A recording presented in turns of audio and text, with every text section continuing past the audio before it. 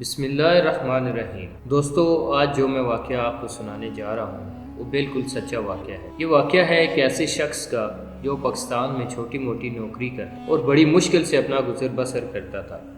اس کا گزارا بڑی مشکل سے ہوتا تھا۔ اس کی شادی ہوئی، اللہ پاک نے اس کو شادی کے بعد اولاد عطا کی۔ اس کے 3 بیٹے تھے، اب اس کے اخراجات اور زیادہ بڑھ گئے تھے۔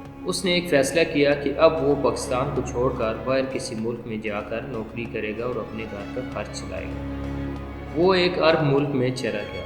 اس کے پاس جو جمع پونجی تھی اس نے وہاں جا کر اپنا ایک ہوٹل بنا لیا۔ وہ شخص بہت ہی نیک تھا، 5 وقت کا نمازی تھا اور خدا خوفی رکھنے والا شخص تھا۔ دیکھتے ہی دیکھتے اللہ پاک نے اس کے کاروبار میں برکت عطا کی اور اس کے کاروبار ماشاءاللہ سے بہت اچھا چلنے لگا۔ اس نے اپنے بیٹوں کو بہت اچھی تعلیم دی، بڑے بڑے اسکول اور کالج میں پڑھایا۔ کچھ عرصے بعد وہ پھر پاکستان چلا جاتا اور کچھ ٹائم اپنے بیوی بچوں کو دیتا اور پھر واپس اپنے کام پہ آ جاتا۔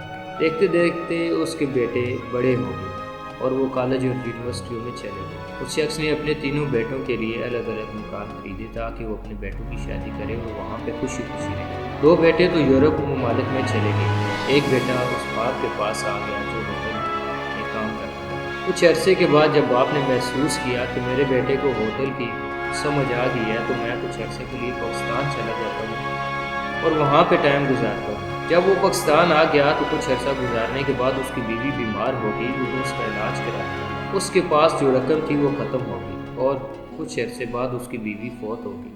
بیٹے اپنی ماں کی وفات پر پاکستان بھی نہ آ سکے۔ باپ ان کے اس رویے سے بہت ناخوش تھا۔ کچھ ٹائم گزارنے کے بعد باپ کے پاس جو بھی رقم تھی وہ بالکل ختم ہو گئی۔ باپ نے اپنے بیٹوں سے رابطہ کیا کہ مجھے کچھ خرچہ دیں تاکہ میں اپنا وقت گزار سکوں۔ جو بیٹے یورپ کے ممالک میں سیٹل تھے انہوں نے امداد کرنے سے انکار کر دیا۔ پھر باپ نے اپنے دوسرے بیٹے جس کو وہ ہوٹل پر چھوڑ کر آیا تھا اس سے رابطہ کیا، اس سے کچھ رقم کی طلب کی اور اس سے کہا کہ میرا ویزا بھیجو تاکہ میں وہاں آ سکوں۔ اتنی دیر میں اس کا ویزا بھی ختم ہو چکا تھا۔ دوستو، آپ کو پتہ ہے کہ کام کرنے کے لیے ویزا لینا لازمی ہوتا ہے۔ تو اس کا جب وہ ویزا ختم ہو گیا تو اس کے بیٹے نے اسے انکار کر دیا کہ بابا آپ وہاں ہی رہیں، میں یہاں پہ کام کر رہا ہوں۔ تو باپ نے کہا کہ بیٹا مشکل نہیں ہے، میں یہاں ہی رہتا ہوں، لیکن آپ مجھے کچھ رقم بھیجو تاکہ میں اپنا گزارا کر سکوں۔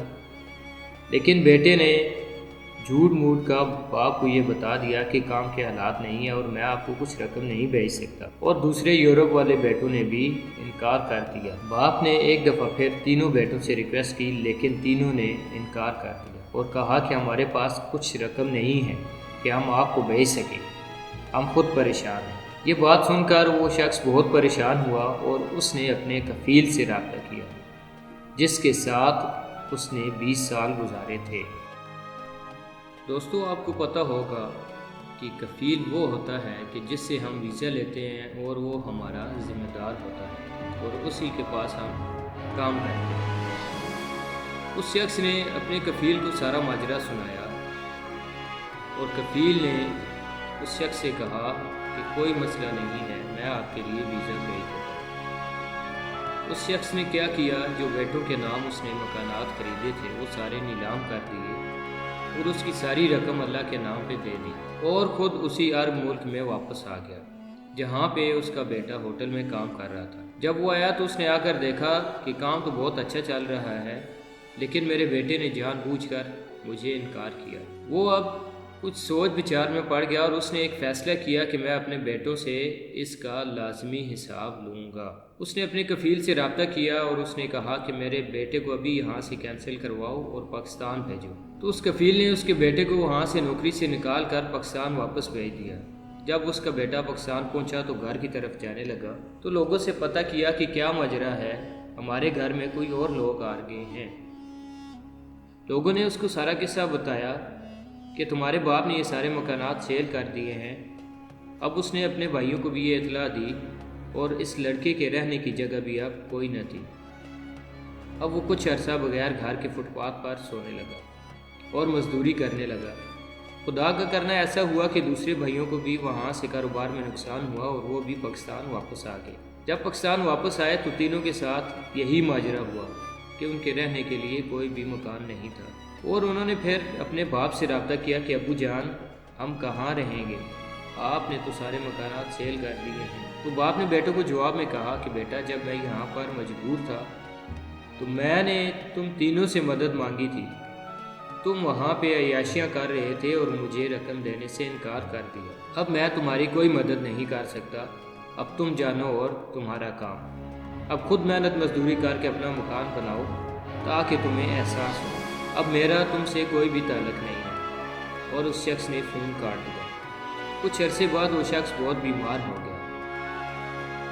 اس شخص نے اپنے کفیل کو بلایا اور اس سے کہا کہ مجھ پر ایک احسان کرنا کہ جب میں مر جاؤں تو مجھے پاکستان واپس نہ بھیجنا اور میرا ہوٹل سیل کر کے اس کی رقم غربا اور مساکین میں تقسیم کر دینا اور مجھے یہاں ہی دفنانا۔ میں اب پاکستان نہیں جانا چاہتا۔ اس کے کفیل نے ایسا ہی کیا۔ کچھ عرصے بعد جب وہ فوت ہو گیا تو اس کے کفیل نے اس کا ہوٹل سیل کر دیا اور اس کی ساری رقم غربا اور مساکین میں تقسیم کر دی اور اس کو وہیں پر دفنا دیا۔ اس لیے دوستو، جب آپ اپنے بچوں کو دنیا کی تعلیم دیتے ہیں تو دین کی تعلیم بھی لازمی دیں، تاکہ کل آپ کے بچے آپ کے بڑھاپے میں آپ کا سہارا بنیں اور اس قابل ہو جائیں کہ آپ کو ایصال ثواب کر سکیں اور آپ کی مغفرت کا سبب بن سکیں۔ اللہ تعالی ہمیں اپنے والدین کی خدمت کرنے کی توفیق عطا فرمائے۔ آمین یا رب العالمین۔